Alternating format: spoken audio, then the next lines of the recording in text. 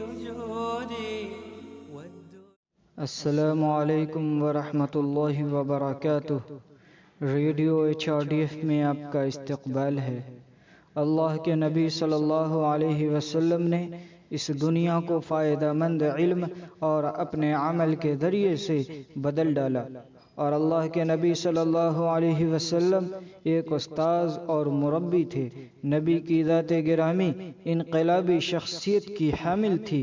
دنیا کو ظلم کی اندھیری کوٹھریوں سے نکال کر انصاف کی روشنی کی طرف لے جانے کے لیے تمام علوم کی سردار تھی.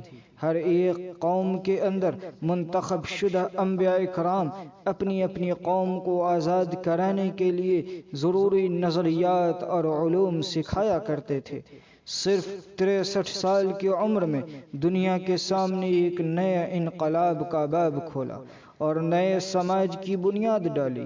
نبی صلی اللہ علیہ وسلم کی پوری زندگی ایسے ہی کارناموں سے پر ہے جن لوگوں نے بنی نوع انسان کی نجات کے لیے کام کیے ہیں، چاہے انفرادی طور پر ہو یا اجتماعی طور پر. ان لوگوں نے سماجی و سیاسی میدانوں میں اپنی زندگی کے ذریعے نایاب مثالیں پیش کی ہیں. سماج کو تمام تاریکیوں سے نکالنا اور ضروری ہدایات بخشنا، یہ صفات بذات خود نبی کریم صلی اللہ علیہ وسلم کی ذات مبارک میں پنہاں تھی. ضرورت کے پیش نظر علم وحی کی شکل میں نازل ہوتا رہا. رب کائنات کو پہچاننے اور اللہ تعالی کی وحدانیت کو اپنے دل میں بسانے، الہی احکامات کے مطابق انسان کے عقیدے اور اعمال کو ڈھالنے، روح اور جسم کو تمام طرح کی برائیوں اور کوتاہیوں سے صاف کرنے، نیز انسانیت کے وقار کو باقی رکھنے کے پیش نظر انفرادی و اجتماعی حصول یابیوں کو ممکن بنایا. یہ آیت انہی تمام باتوں کی ترجمانی کرتی ہے جو انہیں اچھی باتوں کا حکم دے گا، برائیوں سے روکے گا اور ان کے لیے پاکیزہ چیزوں کو حلال اور گندی چیزوں کو حرام قرار دے گا، اور ان پر سے وہ بوجھ اور گلے کے وہ طاق اتار دے گا جو ان پر لدے ہوئے تھے. فالذين آمنوا به وعزروه ونصروه واتبعوا النور الذي أنزل معه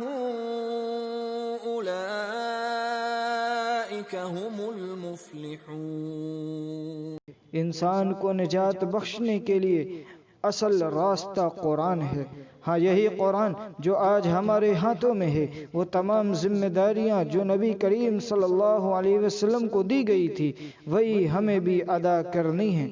لہذا اس نور وہ تمام ذمہ داریاں جو نبی کریم صلی اللہ علیہ وسلم کو دی گئی تھی وہی ہمیں بھی ادا کرنی ہیں. لہذا اس نور پر کوئی آنچ نہ آنے دیں اور پوری طرح اس کی اتباع کریں.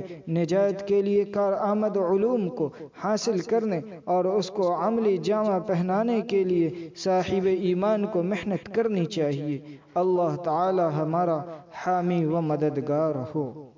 كريما ما لفضلك